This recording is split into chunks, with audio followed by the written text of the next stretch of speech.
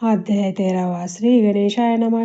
शुक्ल पक्षीचा शशकर वाढे जैसा उत्तरोत्तर तैसे हे स्वामी चरित्र अध्याध्येयी वाढले.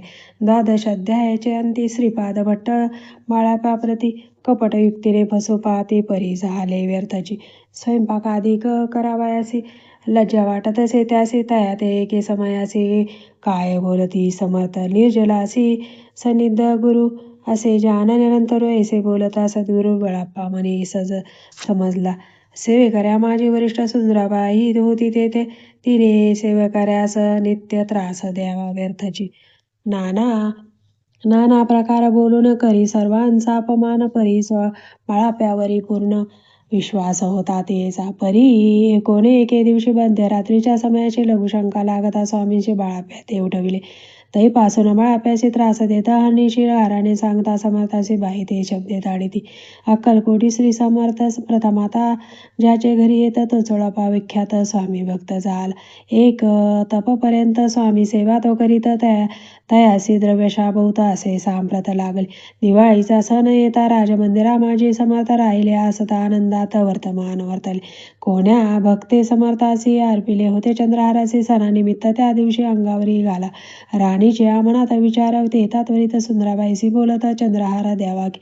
सुंदराबाई बोलती तो आहे चोळप्याजवळी. ऐसे एकता त्या काळी जमादार पाठविला. गंगूलाल जमादार चोळप्याजवळी हे सत्वर म्हणे द्यावाजी चंद्रहार राणीसाहेब मागती. चोळप्पा बोले तयासी हार नाही अम्मापासी बाळाप्पा ठेवी तो तयासी तुम्ही मागून घ्यावा की. ऐसे ऐकुनी उत्तर गंगूलाल जमादार बाळाप्याजवळी येऊन सत्वर हार मागू लागला. बाळाप्पा बोले उत्तर आपणापासी चंद्रहार परी चोळप्याची त्यावर सत्ता असे सर्वस्व.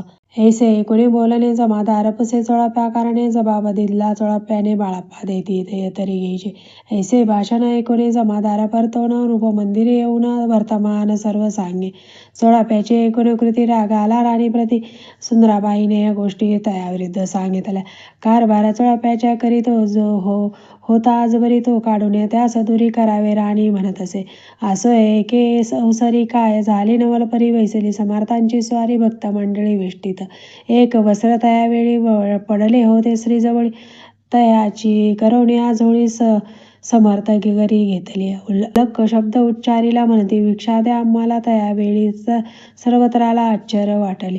झोळी घेतली समर्थे काय असे ऊने तेथे जे जे दर्शन आले होते त्यांनी भिक्षा घातली. कोणी 1 कोणी 2 रुपये टाकीते आणून न लागता एक क्षण शंभरावर गणती झाली. झोळी चोळप्या ते देऊन समर्थ बोलले काय वचन चोळप्पा तुझे पेटले ऋण स्वस्त आता जसावे. पाहून या द्रव्यासी आनंद झाला मानसी. आनंद झाला तयासी परीन आले मानसी. श्रीचरण अंतरले चोळप्यासी दूर केले बाईसी बरे वाटले. ऐसे काही दिवस गेले बाळाप्पा सेवा करीताती. कोणे एक अवसरी सुंदराबाई बाळाप्यावरी रागवण्या दुष्टोत्तरी ताडण करी भोसाळा. ते कोणे बाळाप्यासी दुःख झाले मानसी. सोडून स्वामी चरणासी म्हणती जावे येथोनी. आज्ञा समर्थांची घेऊन म्हणती जावे येथोनी. याकरिता दुसरे दिनी समर्थाजवळी पातले. तेव्हा एका सेवेकऱ्यास बोलले काय समर्थ बाळाप्पा दर्शनास येत त्यासी आसन दाखवावे. बाळाप्पा येता त्या स्थानी आसन दाविले सेवेकऱ्यांनी. तेव्हा समजले निजमनी आज्ञा पण मिळेल. कोठे मांडावे आसन विचार पडला त्या लागून त्याच रात्री स्वप्न बाळाप्याने देखिले. श्री मारुतीचे मंदिर स्वप्नी आले सुंदर. तेथे जाऊन सत्वर आसन त्यांनी मांडिले. श्री स्वामी समर्थ या मंत्राचा जप करीत एक वेळ दर्शना येत हिशोब ठेवीत जपाचा. काढून दिले बाळाप्यासी आनंद झाला बाईसी. गर्व भरे ती कोणाशी मानिनीची झाली. सुंदराबाईसी करावे दूर समर्थांचा झाला विचार. त्याप्रमाणे चमत्कार करून दाविती. परी राणीच्या प्रीतीबाईवरी बहु होती या कारणे कोणाप्रती धैर्य काही होईना. अक्कलकोटी त्या अवसरी माधवराव बर्वे कारभारी तयांसी हुकूम झाला सत्वरी बाईसी दूर करावे. परी राणी सभी होणे ते तैसे न केले तयांनी समर्थ दर्शनासी एके दिनी कारभारी पातले. तयासी बोलती समर्थ कैसा करिता कारभार ऐसे ऐकून असं उत्तर बर्वे मनी समजले. मग त्यांनी त्याच दिवशी पाठविले फौजदारासी कैद करून या बाईसी आणावे म्हणती सत्वर. फौजदारासी समर्थ काही एक न बोलत कारकिर्दीचा अंत ऐसा झाला. बाईच्या स्वामीच्या सेवेकरिता सरकारातून तत्वता पंचनेमुने व्यवस्था केली असे रूपराय. मग सेवा करावयासी मिळाले गेले बाळाप्पासी म्हणती देऊ तुम्हासी पगार सरकारातून. बाळाप्पा बोलले तयांशी द्रव्यशा नाही आम्हाशी आम्ही निर्लोभ मानसी स्वामी सेवा करू की. बाळाप्पाचा जप होता पूर्ण एका भक्तास सांगून करविले श्रींनी उद्यापन हिशोब जपाचा घेतला. बाळाप्पांनी चाकरी एक तपस सरासरी केली उत्तम प्रकारे समर्था ते प्रिय झाले. दृढ निश्चय आणि भक्ती तैसी सद्गुरुचरणी आसक्ती तेने येत मोक्ष हाती अन्य साधने व्यर्थची. उगीच करीती तांबिक भक्ती त्यावरी स्वामी कृपा न करीती सद्भावे जे नमस्कारिती त्यावरी होती कृपाळू. अक्कलकोट निवासिया जय जयाजी स्वामी राया रात्रंदिन तुझ्या पाया विष्णू शंकर वंदिती. इति श्री स्वामी चरित्र सारामृत नानापाक कथा संवत सदा भक्त परिसोत त्रयोदश अध्याय गोडा. इति श्री स्वामी चरित्र सारामृत त्रयोदश अध्याय. श्री स्वामी चरणार्पणमस्तु. शुभम भवतु. श्री स्वामी समर्थ. अध्याय 14वा. श्री गणेशाय नमः. जय जयाजी करुणाघना जय जयाजी अघहर शमना जय जयाजी परमपावना दीनबंधो जगद्गुरु. प्रातःकाळी उठण आधी करावे नामस्मरण अंतरी घ्यावे स्वामी चरण शुद्ध मन करोनी. आता कर्मे आटोपून मग बैसावे असनी भक्ती धरोनी स्वामी चरणी पूजन करावे विधियुक्त.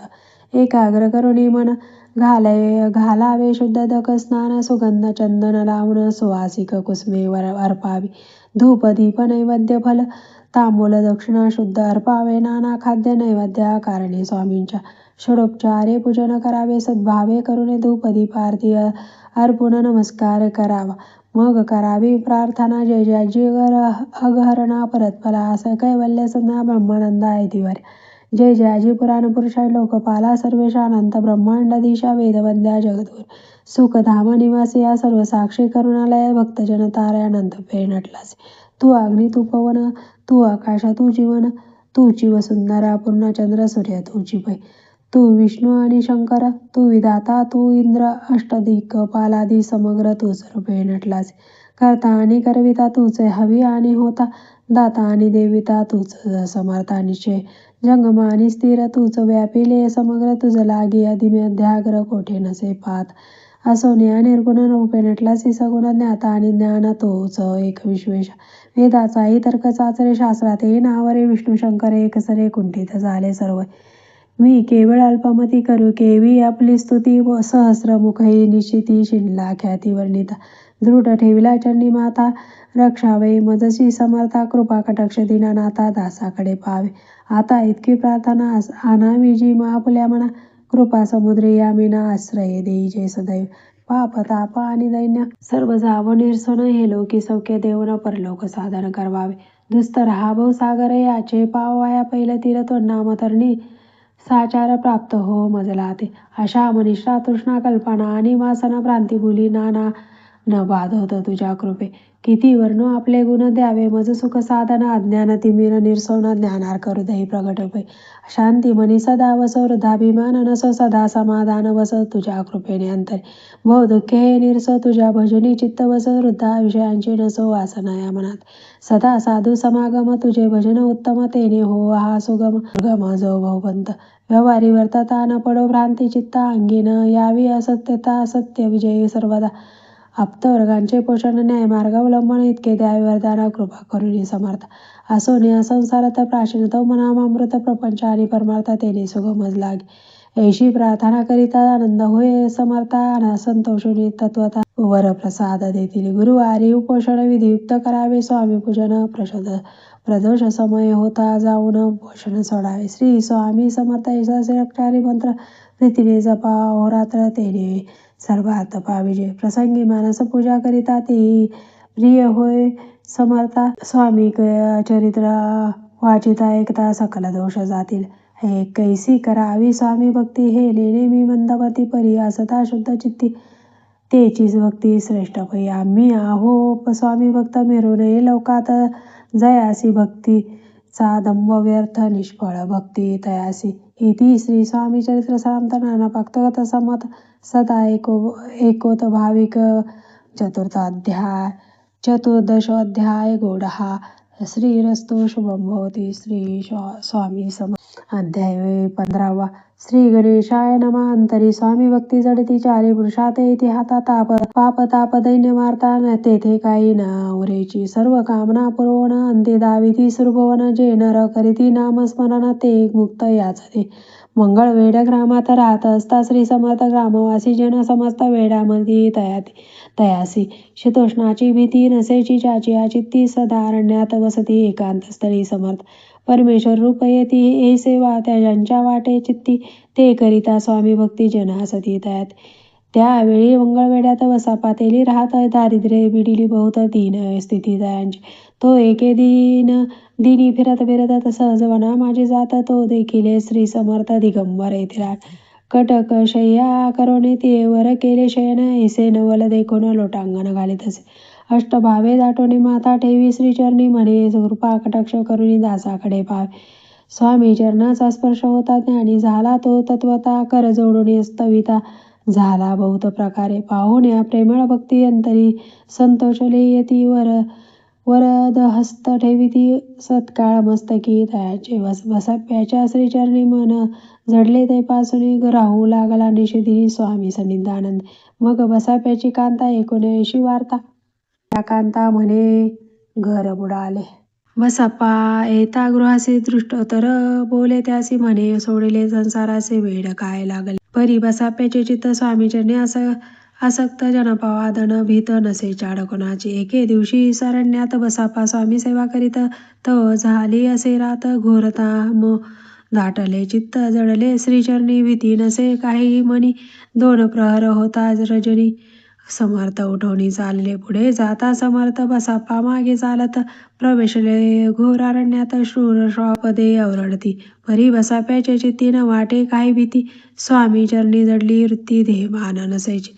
तो समर्थे केले नवल प्रगट झाले असंख्य व्याल भूभाग व्यापिला सकळ तेजे अग्नी समान.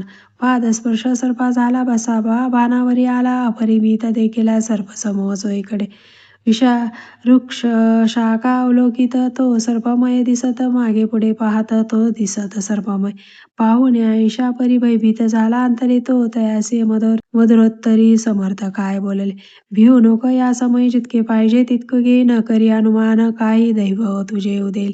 ऐसे बोलता समर्थ बसाप्पा भय सोडून त्वरित करी घेऊन अंगवस्त्र टाकीत एका सर्पावर गुंडाळून या सर्पा त्वरित सत्वर उचलून घेत तव सर्प झाले गुप्त तेजही नष्ट झाले. तेथून या परतले सत्वर गामामाजी आले बसाप्पा सहित बैसले समर्थ एका देवळी. तेथे आपले अंगवस्त्र बसाप्पा सोडून पाहत तव त्यात सुवर्ण दिसत सर्प गुप्त झाला.